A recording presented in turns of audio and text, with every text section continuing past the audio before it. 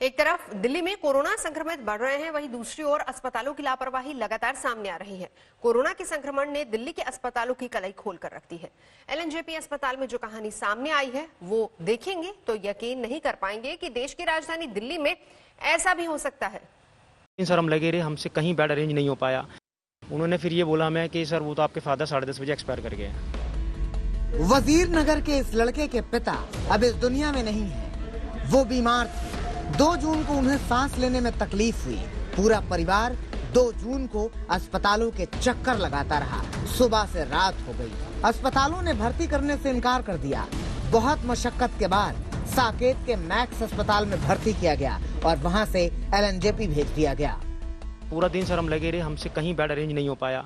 दिल्ली सरकार की ऐप हमने देखी तो वैकेंट तो थे बेड कई सारे हॉस्पिटल्स में। हम जाके पर्सनल भी मिले हैं, कॉल भी किया है, लेकिन सबने बेड ना होने का मना कर दिया। लेकिन लापरवाहियों का तो एक लंबा सिलसिला था। अस्पताल ने एक बार भी नहीं बताया कि सनी के पिता कैसे हैं। बेटा फोन करता रहा, पूछता रहा, अस्पताल के लोग टालते रहे और 6 जून को जब पिता का हाल जानने के लिए बेटे ने दोपहर में फोन किया तो मालूम चला कि पिता तो सुबह ही गुजर चुके हैं। दोपहर को करीब 2 दिन बाद हमने फ़ोन किया उनको कि ऐसे मैम अभी उनको वेंटिलेटर दिया गया है, नहीं दिया गया है, डायलिसिस हो रहा है या नहीं हो रहा है। और क्योंकि इम्प्रूवमेंट तो हो रहा था पापा की बॉडी के अंदर, उन्होंने फिर ये बोला मैं कि सर वो तो आपके फादर 10:30 बजे एक्सपायर कर गए हैं। रोने लगा मैं, तो गिड़गिड़ा रहा था, मैडम अब आगे कार्रवाई क्या करनी पड़ेगी, मैं कैसे करना पड़ेगा, ये हो कैसे गया, आपने दवाई क्या दी उनको, किस डॉक्टर ने इलाज किया, वो इन्फॉर्मेशन सर उन्होंने कुछ नहीं दी। मैं तुरंत हम लोग वहाँ एलएनजेपी हॉस्पिटल गए, कोई सर हमें वहाँ इंटरटेन कर ही नहीं रहा है सर वहाँ पे। इसके बाद शुरू हुई शव लेने की मशक्कत।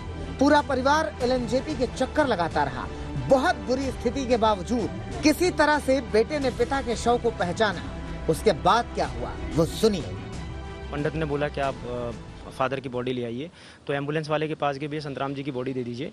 तो एम्बुलेंस वाला ही सर अंदर गया, एम्बुलेंस के अंदर उसने बॉडी खिसकाई आगे, और उस बॉडी को हमने सपोर्ट करके, मेरे भाई ने और हमने सपोर्ट करके हम फिर उठा के चिता पे रख दी।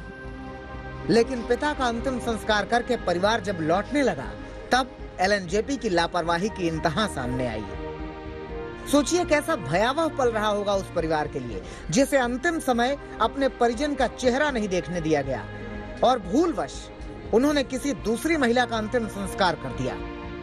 अब जरा उस आदमी की तकलीफ सुनिए जिसे अपनी मां का अंतिम संस्कार भी करने के लिए नहीं मिला, क्योंकि अस्पताल की लापरवाही की वजह से इसी परिवार ने मुकेश की मां का अंतिम संस्कार कर दिया था। सर मैं कैसे कह दूं, मेरी मम्मी थी वो।